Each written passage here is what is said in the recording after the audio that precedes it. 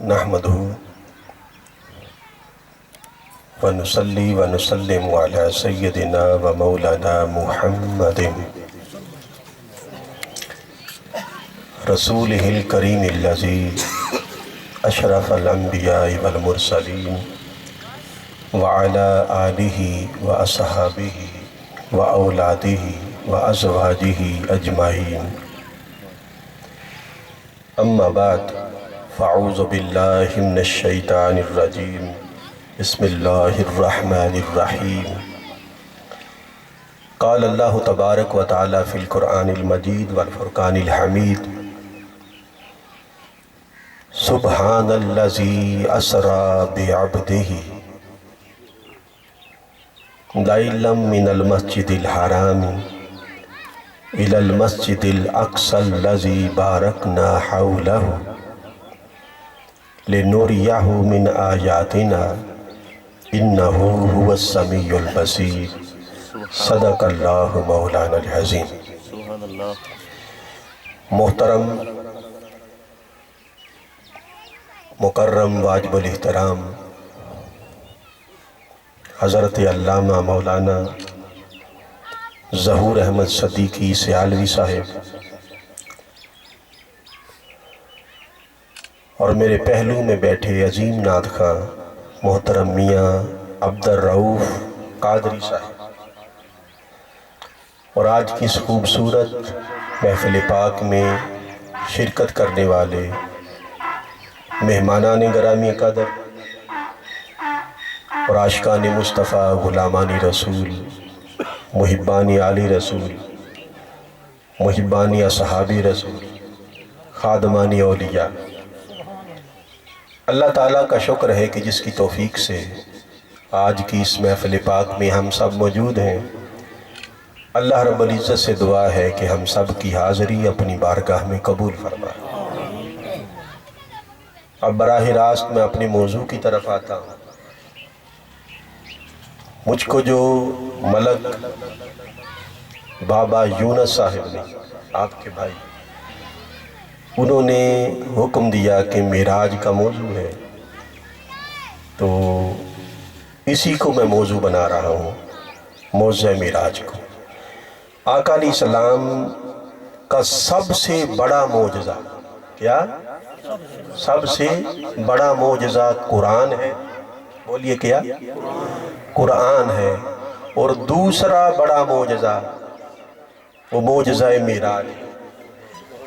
ویسے تو سب سے بڑا معجزہ کائنات کا خود حضور کی اپنی ذات ہے. سر سے لے کر پاؤں تک حضور معجزہ ہے. اور کائنات کا سب سے بڑا معجزہ ذات مصطفیٰ ہے.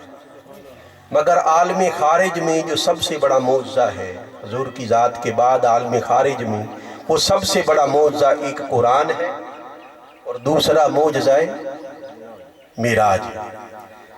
اب اللہ رب العزت نے قرآن پاک میں اس معجزہ معراج کا اور سفر معراج کا تذکرہ 3 مقامات پر کیا ہے. کتنی مقامات پر؟ 3 مقامات پر. اور ان تینوں مقامات پر سفر معراج کے 3 مرحلوں کا ذکر اللہ نے کیا ہے. سبحان اللہ. اور آج کی ہماری گفتگو انشاءاللہ جو میں نے آیا کریمہ جو حصہ قرآن پاک کا تلاوت کیا، اس میں پہلے سفر معراج کے مرحلے کا بیان ہے. اور اللہ رب العزت نے اپنی بات کا آغاز اپنی شان کے بیان سے کیا ہے. اس کی ابتدا اب توجہ کریں کہ وہ شان اپنے محبوب کی بیان کرنا چاہتا ہے، مقام عظمت اپنے محبوب کی بیان کرنا چاہتا ہے، مگر بیان کی ابتدا اپنی شان کے بیان سے کر رہا ہے.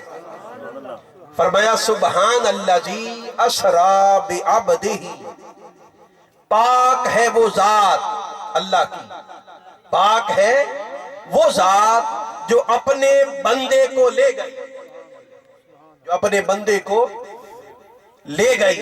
اب یہ بات سمجھئے کہ یہاں پر اللہ رب العزت یہ بیان نہیں کر رہا کہ عظیم ہے وہ ذات جو گئی،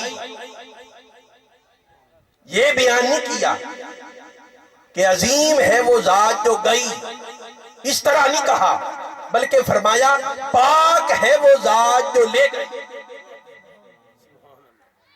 اب میری بات سمجھے، یہ اس لیے فرمایا کہ یہ جو سفر معراج ہے اور معجزہ معراج ایک ایسا واقعہ ہے، یہ قیامت تک کے زمانوں تک کسی کی سمجھ میں آنے والا نہیں، سمجھ سے بالا ہے، اس کی حقیقت کو کوئی سمجھ نہیں سکتا۔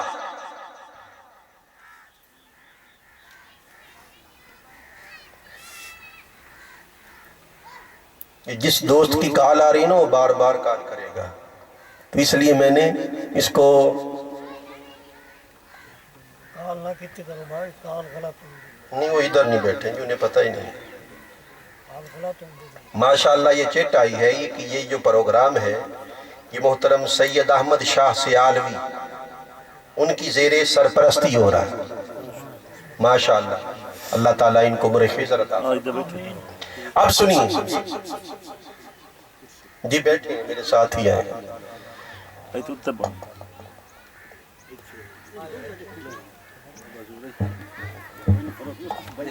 نہیں، آپ بیٹھیں، ادھر آ جاتے ہیں، آپ ادھر آئے، ٹھیک ہے، ماشاءاللہ۔ تو اب سنیے، تو فرمایا کہ محبوب کا جانا اور میرے محبوب کا واپس آنا یہ کبھی کسی کی سمجھ میں نہیں آئے گا۔ اگر توجہ ادھر رہی کہ محبوب گیا اور محبوب آیا تو ہر زمانے میں عقلیں سر اٹھائیں گی اور سوالات پیدا ہوں گے۔ اللہ نے عقل کو شان مصطفیٰ کے سامنے جھکانا چاہا، عقل کو عظمت مصطفیٰ کے سامنے وہ جھکانا چاہتا ہے، اس لیے فرمایا کہ لوگوں کہ مصطفیٰ کا آنا جانا تمہاری سمجھ میں نہیں آئے گا، مگر میرا لے جانا تو تمہاری سمجھ میں آئے گا نا۔ اگر کسی کی سمجھ اور عقل میں یہ بات نہیں آتی کہ حضور گئے، تو فرمایا میرے محبوب نے تو دعویٰ ہی نہیں کیا کہ میں گیا، دعویٰ تو میں نے خدا نے کیا ہے کہ میں لے گیا۔ سبحان الذی اسرا، پاک ہے وہ ذات، عظمت اور قدرت، طاقت اور قوت والی ہے وہ ذات جو اپنے بندے کو لے گئی۔ اب کوئی مصطفیٰ کے جانے اور آنے پر اعتراض کرے، وہ مصطفیٰ پر سوال نہ کرے، وہ سوال میری طاقت پر اٹھائے۔ انہوں نے تو دعویٰ کیا نہیں، میں کہتا ہوں کہ میں لے گیا۔ اب جو اعتراض کرے گا کہ کیسے گئے اور کیسے واپس آئے، سوال اٹھائے، گویا وہ اللہ کی قدرت پر سوال اٹھا رہا ہے کہ دعویٰ خود رب تعالیٰ نے فرمایا۔ ایک بات اور ایک بڑی ایمان افروز ایک بات سمجھ لیجئے کہ اللہ تعالیٰ کی یہ سنت ہے، یہ بات شاید آپ پہلی بار سنی اور میں بھی دوسری بار بیان کر رہا ہوں۔ پہلے میں ایک بار یہ بات بیان کر چکا ہوں اور دوسری بار اس سال بیان کر رہا ہوں، اور اس سے پہلے کبھی بیان نہیں کی یہ بات۔ وہ سنیے کہ اللہ تعالیٰ کی سنت یہ ہے کہ اللہ تعالیٰ ہر نبی کو کوئی بھی معجزہ دیتا ہے تو معجزے کی حکمت کیا ہوتی ہے؟ معجزے کی حکمت نبی کی شان کے سامنے اس وقت کی عقل کو جھکانا ہوتا ہے۔ معجزہ کہتے جو عقل کو عاجز کر دے، جو انسانی عقل کو عاجز کر دے۔ تو ہر نبی کو جو معجزہ دیا گیا، ہر نبی کا معجزہ آیا اس وقت کی مطابقت میں، اس زمانے کی مطابقت میں، اس زمانے میں جس چیز میں لوگ فنکار تھے، جس فن کا رواج تھا، اس فخر کو توڑنے کے لیے اللہ تعالیٰ ہر نبی کو معجزہ دیتا تھا۔ مثال کے طور پر، اب مثال میں دو تین دوں گا نا تو بات سمجھ میں آ جائے گی۔ مثال کے طور پر حضرت ہود علیہ السلام کا زمانہ، بلکہ حضرت لوط علیہ السلام کا زمانہ، یہ زمانہ وہ تھا کہ اس زمانے میں لوگ جو فن کے ماہر تھے، وہ لوہے کو پگھلا کے اوزار بناتے تھے۔ توجہ ہے؟ لوہے کو پگھلاتے تھے، طرح طرح کے اوزار بناتے تھے، ہتھیار بناتے تھے، اور اس میں ان کو بڑا فخر تھا۔ اللہ نے اس دور کے فخر کو توڑنے کے لیے حضرت لوط علیہ السلام کو جو معجزہ دیا وہ یہ تھا کہ آپ لوہے کو صرف ہاتھ لگا دیتے تو وہ پگھل جاتا۔ اپنے ہاتھوں سے لوہے کو جس شکل میں چاہتے ڈال لیتے۔ یہ معجزہ آیا اور اس زمانے کو فخر کو توڑ دیا اس معجزے نے۔ پھر حضرت موسیٰ علیہ السلام کا زمانہ تھا، زبان نبوت ان کا دور تھا۔ اس دور میں جادوگری کا فن اس کو بڑا عروج تھا، اور ہر محلے میں ہر گھر میں بڑے بڑے جادوگر پائے جاتے تھے، اور موسیٰ علیہ السلام کے ساتھ مقابلے کے لیے بھی جادوگروں کو بلوایا گیا تھا۔ تو اللہ رب العزت نے اس زمانے میں، اس دور میں جادو کے فخر کو توڑنے کے لیے موسیٰ علیہ السلام کو ایک کرشماتی عصا عطا فرما دیا۔ ایک عصا، ایک لاٹھی عطا فرمائی۔ وہ عصا کیا تھا؟ وہ کبھی بڑا ہو جاتا، کبھی چھوٹا ہو جاتا، کبھی بڑا ہو جاتا، کبھی چھوٹا ہو جاتا۔ پتھر پر اسی عصا کو مارتے تو پانی کا چشمہ بہہ نکلتا۔ اگر کوئی ریوڑ سے بکری جدا ہو جاتی، اسی لاٹھی کو لہراتے وہ لاٹھی لمبی ہو جاتی عصا، اور اس جانور کو، بکری کو گھیر کر ریوڑ سے ملا دیتا۔ پتے جھاڑنا چاہتے، اسی لاٹھی کے ساتھ جتنا بڑا درخت کیوں نہ ہو پتے جھاڑ دیتے۔ اگر آرام چاہتے تو اسی کے ساتھ ٹیک لگا کے آرام کر لیتے۔ رات کا اندھیرا ہو جاتا، وہ لاٹھی، وہ عصا پھر ٹارچ کا کام دیتا۔ کبھی چھوٹا ہو جاتا وہ عصا، کبھی بڑا ہو جاتا، اور طرح طرح کی اس سے کام لیتے۔ زمین پر ڈال دیتے تو بڑا سانپ اژدہا کی شکل اختیار کر کے وہ جادوگروں کے جادوؤں کو کھا جاتا تھا۔ تو اس عصا نے، اس معجزہ نے اس دور کے فخر کو توڑ دیا۔ پھر اسی طرح آگے بڑھے، حضرت عیسیٰ علیہ السلام کا جب زمانے نبوت تھا، وہ دور نبوت، اس زمانے میں طب کو بڑا عروج تھا، حکمت کو، طب کو۔ انہوں نے بڑے بڑے علاج دریافت کر لیے تھے، بڑے بڑے امراض کی تشخیص کر لی تھی۔ یہ لوگ افلاطون، جالیلوس، بکرات، سقراط، یہ سب اس زمانے کے تھے، اور ہر مرض کی تشخیص کر چکے تھے، اور ایک شور تھا ان کی حکمت کا، گھوگا تھا، اور اس میں بڑا ان کو فخر تھا۔ ہر مرض کی تشخیص ہو چکی تھی، مگر 3 مرض ایسے تھے کہ ان کا علاج ان کے پاس بھی نہیں تھا۔ سبحان اللہ۔ ایک مادرزاد نابینا، پیدائشی کوئی نابینا ہوتا تو اس کا علاج ان کے لیے ممکن نہ تھا۔ اسی طرح کوئی مادرزاد کوڑ کا مریض ہوتا تو اسے شفا نہیں دے سکتے تھے، علاج ممکن نہ تھا ان کے لیے، اور موت کا علاج نہ تھا۔ یہ 3 امراض ایسے تھے کہ ان کا علاج ان کے پاس موجود نہ تھا۔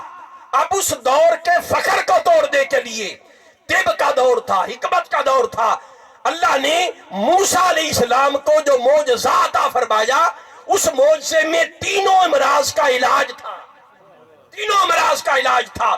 اگر کوئی مادرزاد نبینا، پیدائشی نبینا آتا، آپ دستے شفقت پھیرتے، اللہ بینائی عطا فرما دیتے۔ کوئی کوڑ کا مریض ہوتا جس کا علاج ان سے ممکن نہ ہوتا، آپ دستے شفقت پھیرتے، اللہ شفا دیتا۔ حتیٰ کہ کوئی مردہ ہوتا، چاہے کئی 100 سال پرانی قبر ہوتی، وہاں پر جا کر کہتے کم باذن اللہ، وہ مردہ زندہ ہو جاتا۔ آپ کے ان معجزات نے اس دور کے فخر کو توڑ دیا، اور پھر چلتے چلتے زمانہ میرے تاجدار کا آ گیا، میرے مصطفیٰ کا دور آیا، اور یہ دور فصاحت و بلاغت کے عروج کا دور تھا۔ وہ جو عرب لوگ تھے انہیں اپنی فصاحت پر بڑا گھمنڈ تھا، بڑا ناز تھا، وہ خود کو عربی کہتے تھے، دوسروں کو عجمی کہتے تھے۔ عرب کا معنی ہے بولنے والا، عربی کا معنی کیا؟ بولنے والا، اور عجمی کا معنی گونگا۔ انہیں اتنا فخر تھا کہ ہمارے سامنے کوئی بول ہی نہیں سکتا، کوئی ٹک نہیں سکتا، اس لیے خود کو عربی کہتے تھے۔ اور باقی لوگوں کو گونگا یعنی عجمی کہتے تھے، بعد میں اصطلاحیں بن گئیں۔ انہیں بڑا فخر تھا۔ آقا علیہ السلام نے اس دور کے فخر کو، اللہ رب العزت نے اس دور کے فخر کو توڑنے کے لیے اپنے مصطفیٰ کو قرآن کا معجزہ عطا فرمایا، قرآن کا معجزہ عطا فرمایا، اور چیلنج ہو گیا کہ تم بڑے فصیح اور بلیغ ہو، تمہاری زبان دانی کے سامنے اور تمہاری بیان دانی کے سامنے کوئی ٹک نہیں سکتا۔ آؤ، جو معجزہ میں نے مصطفیٰ کو قرآن کی شکل میں عطا کیا، اس کی مثل کوئی کلام بنا کے دکھاؤ۔ جب ان کے لیے ممکن نہ رہا تو بات اور آسان کر دی گئی، فرمایا سارے کلام قرآن کو چھوڑو، کوئی ایک سورت اس کی مثل لے آؤ، کوئی ایک سورت لے آؤ، کوئی ایک سورت۔ پھر اور آسان کیا گیا، کوئی ایک آیت بنا کے لے آؤ، مگر ان سے ممکن نہ ہوا۔ اعلیٰ حضرت بریلوی فرماتے ہیں، اعلیٰ حضرت، کہ تیرے سامنے ہیں یوں دبے لچے فصحا عرب کے بڑے بڑے، کہ کوئی جانے کہ منہ میں زبان نہیں بلکہ جسم میں جان ہے۔ تو اس معجزہ قرآن نے اس دور کے فخر کو توڑ دیا۔ اور یہاں پر بعض علماء اہل سنت کے کہتے ہیں، علماء اہل سنت کہتے ہیں کہ اگر قرآن کی مثل ایک آیت کا لایا جانا بھی ممکن ہوتا تو ان کے لیے بڑا آسان پہلو تھا، نہ غزوہ احد ہوتا، نہ غزوہ بدر ہوتا، کوئی جنگ نہ ہوتی، قرآن کی مثل ایک آیت لے آتی، مگر چونکہ ممکن نہ ہوا اس لیے جنگیں ہوئی۔ آپ میری بات سمجھ رہے ہیں؟ تو گویا ہر نبی کو جو معجزہ دیا گیا، پلٹ آتے ہیں اپنی بات کی طرف، اس دور کی مطابقت میں دیا گیا، اس زمانے کے فخر کو توڑنے کے لیے دیا گیا۔ مگر میرے آقا کا زمانہ کوئی ایک زمانہ نہیں ہے، وہ نبی تھے اپنے اپنے زمانے کے، ان کا زمانہ نبوت محدود تھا، اور آقا کے زمانے نبوت میں کئی زمانے آنے تھے۔ ایک زمانہ آج کا ہے، اور ایک جو پہلے گزر گیا، اور ایک زمانہ اس سے بھی پہلے کا، اور کوئی زمانہ ہمارے بعد بھی ہوگا۔ ہر زمانے کا کوئی نہ کوئی فخر ہوتا ہے، تو اللہ نے ہر زمانے کے فخر کو توڑنے کے لیے مصطفیٰ کو ان گنت معجزات عطا کیے۔ فرمایا محبوب، زمانہ کوئی بھی ہو، وقت اور کوئی بھی ہو، زمانہ کوئی بھی ہو، تیرے معجزات کی فہرست کو دیکھ لیا جائے، کسی بھی زمانے کا فخر جدا جدا ہوگا۔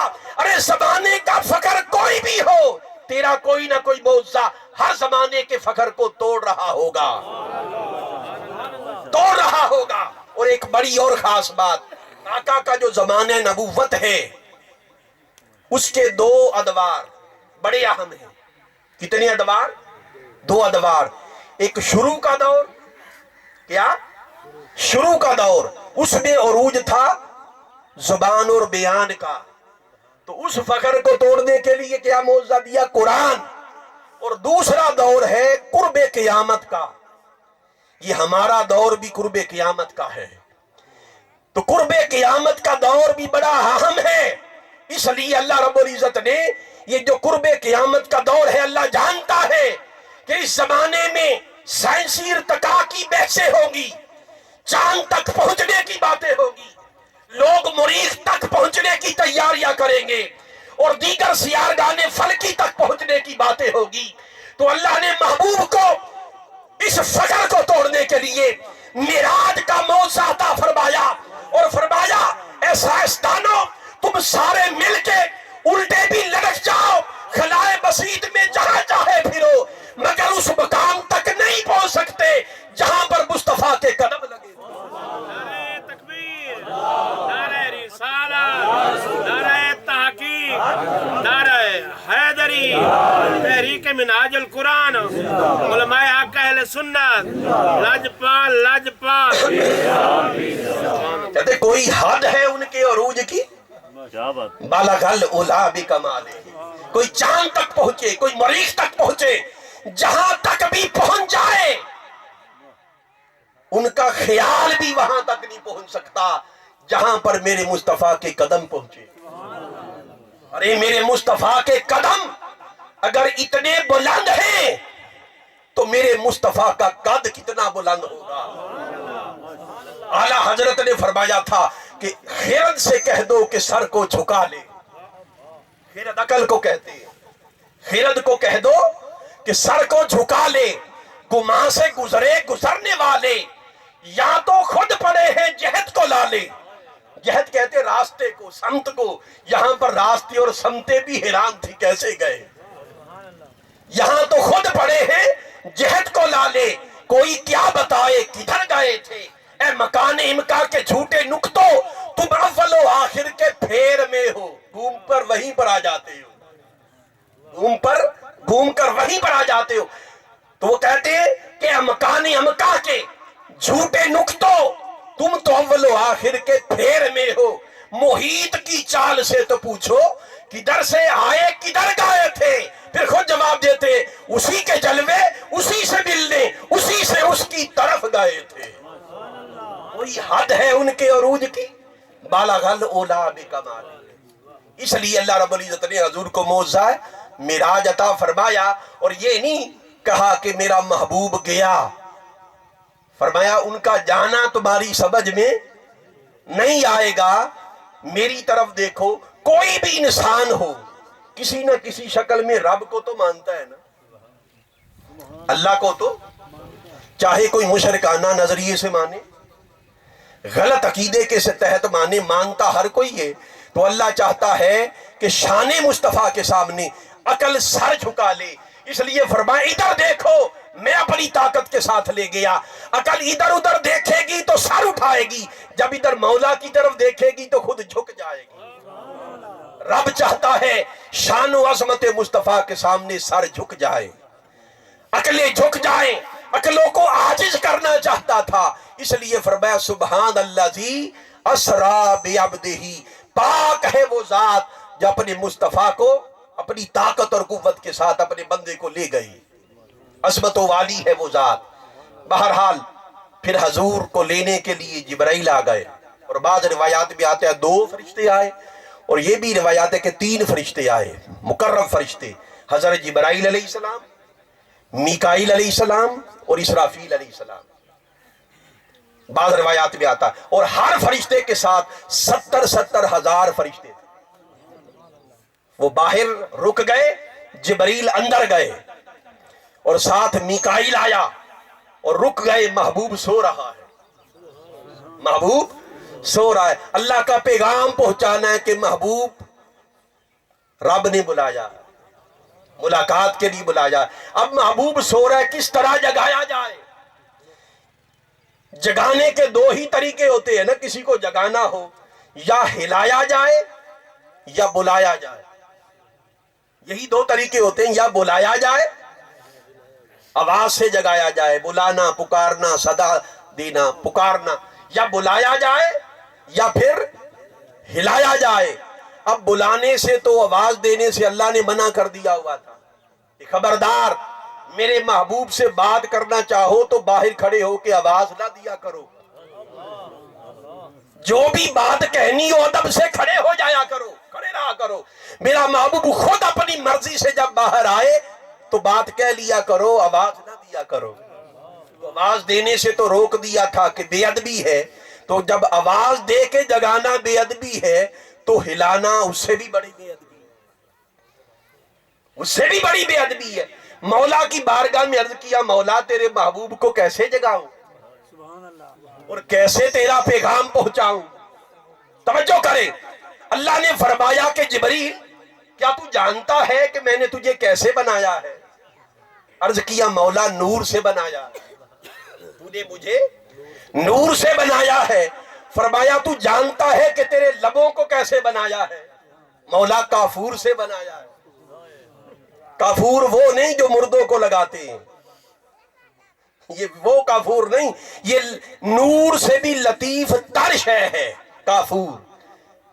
عرض کیا مولا میرے لبوں کو تو نے کافور کے ساتھ بنایا ہے، تو فرمایا کہ جبریل تیرے لبوں کو کافور سے بنایا کیوں ہے جانتا ہے؟ اسی لمحے کے لیے بنایا، اسی لمحے کے لیے بنایا، اسی لمحے کے، بس اشارہ پا گئے، جبریل اشارہ پا گئے۔ اپنے کافوری لبوں کے ساتھ، اپنے کافوری لبوں کے ساتھ مصطفیٰ کی تلیوں کو بوسہ دے دیا، مصطفیٰ کی تلیوں کو بوسہ دیا، حضور کی آنکھیں کھل گئی، اس طرح جگایا، محبوب کی تلیوں کو بوسہ دیا۔ اور بعض عرفاء کہتے ہیں کہ اللہ نے پوچھا کہ جبریل تو نے بڑے بڑے انوار دیکھے اور بڑے بڑے لطیف تر وجود دیکھے ہیں، میرے محبوب کی تلیوں کا تصور کر اور نور کا تصور کر، بتا کیسا لگا، کیسا لگا؟ تو جبریل نے جواب دیا، اس کو ایک شاعر یوں بیان کرتا ہے کہ جنت میں نہ جنت کی کلیوں میں دیکھا، جنت میں نہ جنت کی کلیوں میں دیکھا، مزہ جو محمد کی تلیوں میں دیکھا، حضور کی تلیوں کی مثل خدا کی قسم جنت میں نہیں۔ میرے آقا جب شب معراج عرش جو اللہ کی انوار و تجلیات کا مرکز ہے، جب ادھر جانے لگے تو اپنے پاؤں کے جوڑے اتارنے لگے، محبوب جوڑے پہنے رکھ۔ موسیٰ علیہ السلام زمین پر اللہ کا نور صفاتی نور چمکا، موسیٰ علیہ السلام کو بلایا گیا، جب جانے لگے کہ فرمایا موسیٰ مقدس مقام ہے، جوڑے اتار دے، مقدس مقام ہے، جوڑے اتار دے۔ اور ادھر عرش ہے، اللہ کے ذاتی اور صفاتی تجلیات کا مرکز ہے، جب جوتے اتارنے لگے فرمایا محبوب جوتے پہنے رکھ، جوڑے پہنے رکھ، کہ میرا عرش محبوب تیرے جوڑوں کو چومنے کے لیے ترس رہا ہے۔ تو نہ جنت نہ جنت کی تلیوں میں دیکھا، مزہ جو محمد کی تلیوں میں دیکھا۔ چنانچہ آقا علیہ السلام بیدار ہو گئے، حضور بیدار ہوئے، میرے آقا جاگ پڑے، جب جاگے تو اللہ کا پیغام پہنچایا، پھر مسجد حرام میں لے جایا گیا، مسجد حرام میں لے جایا گیا۔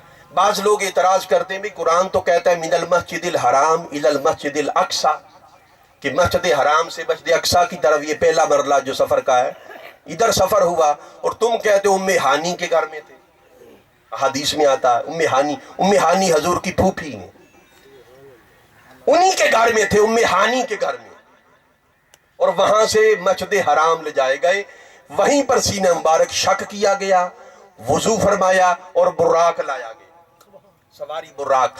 یہ براق آپ جانتے ہیں نا، سواری، یہ براق جو ہے یہ برق کی جمع ہے، مبالغے کے ساتھ۔ کس کی جمع؟ برق۔ برق کسے کہتے ہیں؟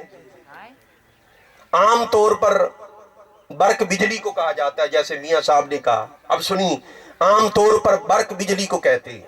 میں آپ کو سمجھاتا ہوں برق ہے کیا شے۔ جب بادل آپس میں یوں ٹکراتے ہیں نا، پانی سے بھرے ہوئے اور برف سے بھرے ہوئے بادل جب آپس میں یوں ٹکراتے ہیں تو ان کے ٹکرانے سے رگڑ پیدا ہوتی ہے، بادلوں کے ٹکرانے سے رگڑ پیدا ہوتی ہے، اور وہ جو رگڑ ہوتی ہے اسے گرج کہتے ہیں، اس رگڑ کو گرج کہتے ہیں۔ اس رگڑ سے جو سپارکنگ ہوتی ہے اسے سائقہ کہتے ہیں، اسے کیا کہتے ہیں؟ سائقہ کہا جاتا۔ جو چمک پیدا ہوتی ہے اور رگڑ سے جو گرج پیدا ہوتی ہے، آواز سپارکنگ ہوتی ہے، اس کو سائقہ کہتے ہیں۔ اور جب گرج پیدا ہوتی ہے تو ایک چمک نکلتی ہے، زمین پر آپ محسوس کرتے ہیں کہ نہیں؟ وہ جو چمک اور نور ہوتا ہے اسے برق کہتے ہیں، وہ بجلی کی چمک ہوتی ہے، اسے کیا کہتے ہیں؟ اس نور کو برق کہتے ہیں۔ اور برق کا مجموعہ ہے کیا؟ براق۔ براق۔ اب اس کی رفتار کتنی، اس کی رفتار کتنی ہے؟ صرف ایک مثال دیتا ہوں کہ نور اور چمک کی رفتار کتنی ہوتی ہے۔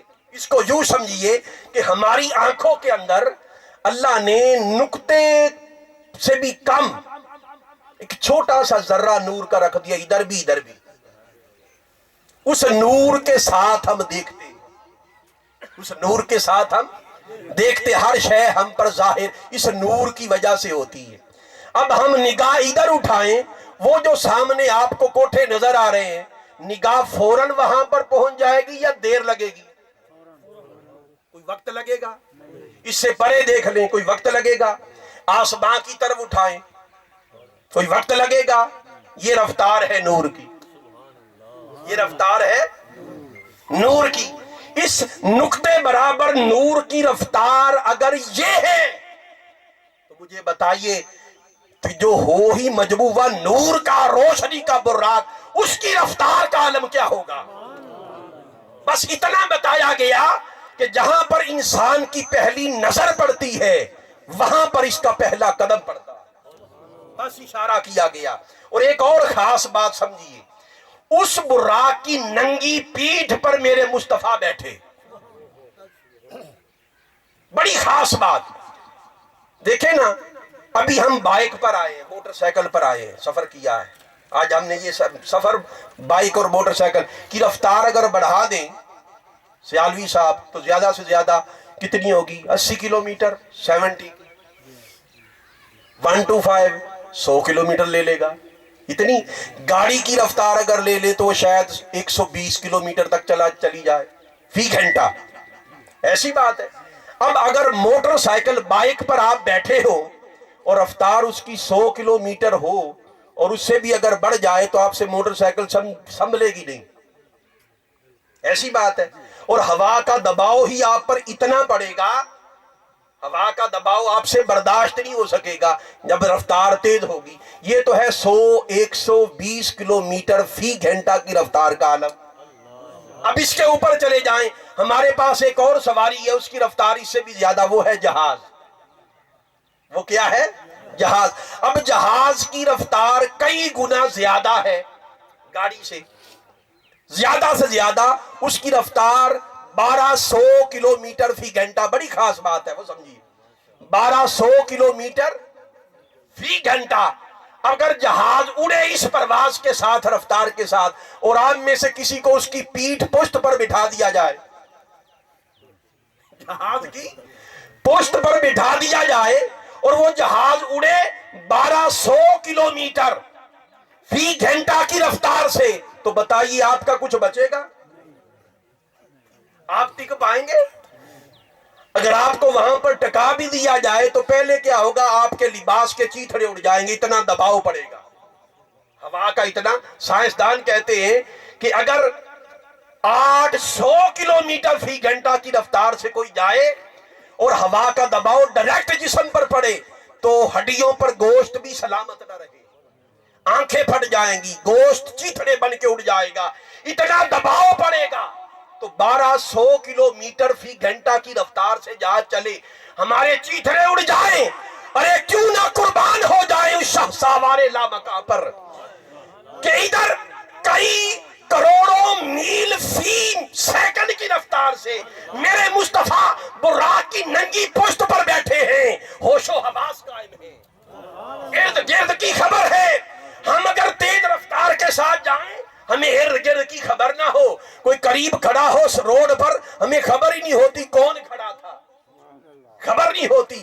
مگر میرے آقا فرماتے ہیں کہ اس رفتار کے ساتھ کروڑوں میل فی سیکنڈ کی رفتار کے ساتھ مصطفیٰ جا رہے ہیں, مگر ساتھ فرماتے ہیں کہ میں نے دیکھا موسیٰ علیہ السلام کو اپنی قبر میں کھڑے. قربان ہو جائیں اس شاہ سوار لامکاں کی عظمتوں پر. موسیٰ علیہ السلام اپنی قبر میں کھڑے ہیں, فائزہ ہوا قائم یصلی, میں نے دیکھا کہ وہ کھڑے ہیں اپنی قبر میں, فی قبری, اپنی قبر میں کھڑے اور کھڑے ہو کر صلاۃ پڑھ رہے ہیں. کیا پڑھ رہے ہیں؟ صلاۃ. اب یہ لفظ صلاۃ جو ہے نا, اس کا ترجمہ عام طور پر یہ کیا جاتا ہے, ترجمہ کہ آقا نے فرمایا کہ وہ اپنی قبر میں کھڑے نماز پڑھ رہے تھے. یہی ترجمہ پڑھا ہوگا زیادہ تر, زیادہ یہی معروف ہے. اور یہ جو ترجمہ ہوا ہے ہماری سار آنکھوں پر, ہماری سار آنکھوں پر, مگر یہ معنی اور یہ ترجمہ کہ نماز پڑھ رہے تھے یہاں پر جچتا نہیں ہے. آپ وجہ پوچھے وجہ کیا؟ اس کی وجہ یہ ہے کہ اللہ رب العزت نے آقا کو القدس کی طرف, بیت المقدس کی طرف جو سفر کروایا, وہ کیوں کروایا؟ اللہ چاہتا تھا کہ نبیوں کو زیارت ہو جائے, حضور نبیوں کو آقا کا دیدار ہو جائے. تو سب نبیوں کو حکم تھا کہ جمع ہو جاؤ ادھر اور میرے محبوب کا انتظار کرو. تو کیا موسیٰ علیہ السلام بے خبر تھے؟ بولیے. انہیں خبر نہیں تھی کہ آقا آ رہے ہیں اور آقا کی سواری آ رہی ہے؟ تو سب نبی انتظار کر رہے ہیں حضور کا، انتظار. اور تیز رفتار سواری ہے، کسی بھی وقت حضور پہنچ سکتے ہیں، کسی بھی وقت پہنچ سکتے ہیں. تو جس لمحے آقا کی سواری آنی ہو اور خبر نہ ہو کب حضور آ جائیں، اس منظر کو ذہن میں لائے. یہ ہو سکتا ہے کہ موسیٰ علیہ السلام نماز شروع کر دیں، وہ حضور کا انتظار کریں گے یا اپنی نماز پڑھیں گے؟ بولیے. نماز اعلیٰ حضرت نے فرمایا نمازیں جو قضا ہوں پھر ادا ہوں، نگاہوں کی قضائیں کب ادا ہوں، نگاہوں کی قضائیں کب ادا ہوں. وہ موسیٰ علیہ السلام جو ساری زندگی حضور کی محبت میں تڑپتے رہے اور اللہ کی بارگاہ میں دعائیں کرتے رہے، مولا اپنے محبوب کا امتی کر دے، اپنے محبوب کا امتی کر دے. جس محبوب کی محبت میں، جس محبوب کی ساری زندگی گن گاتے رہے اور آج محبوب کے دیدار کا وقت ہے، آنے کا وقت ہے، تو اپنی نماز میں مصروف ہو جائیں گے؟ بولیے. نہیں. تو وہ صلاۃ پڑھ رہے تھے، آقا نے خبر دی، مگر صلاۃ سے مراد نماز نہیں، صلاۃ سے مراد نماز نہیں ہے، بلکہ یہاں پر صلاۃ سے مراد درود و سلام ہے. کہ جس طرح کوئی شہنشاہ نہ ہوتا ہے اور کوئی استقبال کرتا ہے اور استقبالیہ کلمات کہتا ہے، اسی طرح موسیٰ علیہ السلام نے بعض رفع کہتے ہیں اللہ کی بارگاہ میں درخواست کی کہ مولا ہم سب جمع ہے یہاں پر بیت المقدس میں، تیرے محبوب کا انتظار کر رہے مولا، مگر جس راستے پر تیرا محبوب آ رہا ہے راستے میں میرا مزار ہے، میری قبر ہے، مجھ کو سعادت بخش دے مولا کہ میں جاؤں اور اپنی قبر پر کھڑے ہو کر تیرے محبوب کا استقبال کروں. تو وہ استقبال کے لیے آئے ہوئے تھے، اور جب آقا کی شہنشاہ کی سواری نظر آئی، دیکھتے ہی حضور پر استقبال کے طور پر حضور پر درود پڑھنا شروع کر دیا. میرے آقا نے دیکھا کہ وہ صلاۃ پڑھ رہے ہیں، یعنی درود و سلام پڑھ رہے ہیں، ہاتھ باندھ کر درود و. لوگ پوچھتے ہیں کہ کھڑے ہو کر درود و سلام کیوں پڑھتے ہو؟ بھئی موسیٰ علیہ السلام کی سنت ہے کھڑے ہو کر درود و سلام پڑھنا.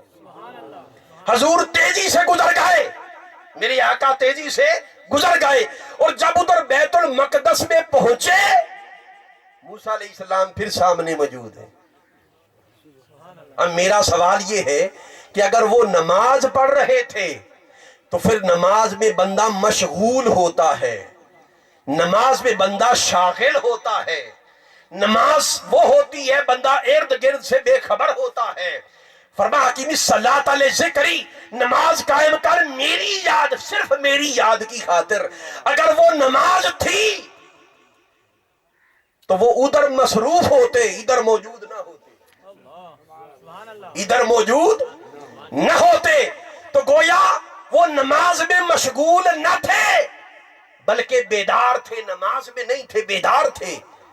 یہی وجہ ہے کہ جب تیزی سے گزر گئے، آقا نے دیکھا نہ صلاۃ پڑھ رہے ہیں درود و سلام، جب گزر گئے تو چونکہ براق کی رفتار سے تیز رفتار نبی ہوتا ہے، اس کی رفتار ہوتی ہے، تو براق سے پہلے پھر ادھر پہنچ گئے، پھر آگے کھڑے. انہوں نے دوہرا استقبال کیا، انہوں نے دوہرا استقبال کیا. وہاں پر نبیوں نے آقا کا دیدار کیا، آقا کی زیارت کی، آقا امام الانبیاء قرار پائے. اب ایک اور بڑی خاص بات، یہ بات بھی شاید آپ نے پہلی بار سنی ہوگی، بھی جو وقت مجھے بتایا نا تقی صاحب نے، میں اسی کے اندر رہوں گا انشاءاللہ، اور گھنٹے سے کم خطاب ہوگا. اب سنیے، حرکت، کیا لفظ ہے؟ حرکت. یہ بڑی اہم بات ہے، تو علمی، مگر میں بڑا آسانی کے ساتھ آپ کو سمجھاؤں گا، بڑی آسانی کے ساتھ انشاءاللہ آپ سمجھ جائیں گے. کوئی بھی کام ہو، کوئی بھی کام ہو، سائنسدان اس بات کام کو سمجھنے کے لیے اس کو حرکت قرار دیتے ہیں، موومنٹ، اپنی زبان میں موومنٹ کہتے ہیں، اور ہم اردو میں آپ کو سمجھانے کے لیے حرکت کہتے ہیں. اس کو کیا سائنسدان کہتے ہیں؟ حرکت. اس حرکت کی حقیقت کو سمجھنے کے لیے پھر وہ 6 سوال کرتے ہیں. کتنے سوال؟ 6 سوال. اگر ان 6 سوالوں کے جواب مل جائیں تو پھر اس حرکت کی حقیقت سمجھنے کے لیے راستہ مل جاتا، پھر پتا چل جاتا یہ حرکت ہے کیا شے۔ یہاں پر حرکت سفر معراج ہے، حرکت سفر معراج ہے، اور سائنسدان ہر قسم کی حرکت کو جانچنے کے لیے اور سمجھنے کے لیے وہ ہر کام کو حرکت قرار دے کے پھر 6 سوالات کے جواب ڈھونڈتے ہیں۔ وہ کیا؟ پہلا سوال وہ یہ اٹھاتے ہیں کہ محرک کون ہے، یعنی حرکت دینے والا کون ہے، حرکت دینے والا کون ہے، اس حرکت کی حقیقت کو سمجھنے کے لیے کہ حرکت دینے والا کون ہے، محرک کون ہے۔ پھر دوسرا سوال اٹھاتے ہیں متحرک کون ہے، یعنی حرکت کس کو ہوئی، حرکت کس کو ہوئی۔ پھر وہ تیسرا سوال اٹھاتے ہیں کہ مبدأ حرکت کیا ہے، یعنی حرکت کی ابتدا کہاں سے ہوئی، یہ شروع سے حرکت ہو رہی ہے یا کہیں سے اس کی ابتدا ہوئی ہے۔ وہ ڈھونڈتے ہیں سوال کا جواب کہ مبدأ حرکت، حرکت کی ابتدا کیا ہے۔ پھر چوتھا سوال اٹھاتے ہیں منتہائے حرکت کیا ہے، یعنی حرکت کا کمال کہاں پر ہے، حرکت ابھی تک جاری ہے یا کہیں پر جا کر ختم ہوئی، انتہا بھی اس کی ہوئی، منتہائے حرکت کیا ہے، یہ چوتھا سوال۔ اور پانچواں سوال وہ یہ اٹھاتے ہیں وجہ حرکت کیا ہے، حرکت کی وجہ کیا ہے، یہ سوال اس کا جواب ڈھونڈتے ہیں۔ وجہ حرکت کیا ہے، اس حرکت کے پیچھے حکمت کیا ہے، اور چھٹا سوال زمانہ حرکت کیا ہے، زمانہ حرکت کیا ہے۔ سائنسدانوں کو آج سمجھ آئی ہے کہ کسی حرکت کو سمجھنے کے لیے یہ 6 سوالات کے جوابات ضروری ہوتے ہیں، مگر رب تعالیٰ جو عالم الغیوب ہے، جو ہر زمانے کو جانتا ہے، اس نے 14 صدیاں پہلے اسی ایک آیت میں ان 6 سوالات کے جواب دے دیے، ان 6 کے 6 سوالات کے جواب دیے۔ تو فرمایا یہ حرکت ہے، سفر معراج حرکت ہے۔ سائنسدان چونک گئے۔ پہلا سوال اگر کوئی کرے آج کے دور کے حوالے سے، رب نے پہلے سے جواب دیا ہوا ہے، کوئی سوال کرے محرک کون ہے، حرکت دینے والا کون ہے، فرمایا سبحان الذی اسرا، پاک ہے وہ ذات جو اپنے بندے کو لے گئی، محرک اللہ ہے۔ پھر دوسرا سوال اگر کوئی اٹھائے متحرک کون ہے، حرکت کس کو ہوئی، فرمایا بے عبدہ، اپنے برگزیدہ چنیدہ بندے کو لے گیا، اپنے محبوب کو لے گیا، متحرک محبوب ہوا۔ اب اگر کوئی سوال کرے مبدأ حرکت، حرکت کی ابتدا کہاں سے ہوئی، تو فرمایا من المسجد الحرام، مسجد حرام سے ابتدا ہوئی۔ دیکھیں نا سائنسدانوں کو آج کوئی خبریں مل رہی ہیں قرآن نے پہلے سے دی ہوئی، کہیں کہ مبدأ حرکت، حرکت کی ابتدا کہاں سے ہوئی۔ اللہ جانتا ہے کہ معراج کا موضوع ہے اور قرب قیامت کے فخر کو توڑنا ہے، اور اس طرح کے سوالات پیدا ہوں گے، ہر سوال کا جواب اللہ دے رہا۔ مبدأ حرکت من المسجد الحرام۔ پھر اگر کوئی سوال کرے منتہائے حرکت کیا ہے، حرکت کی انتہا کہاں پر ہوئی، تو اس سفر کی انتہا بیان کی الی المسجد الاقصی، الی المسجد الاقصی، مسجد اقصی کی طرف گئے، مسجد اقصی کی طرف گئے۔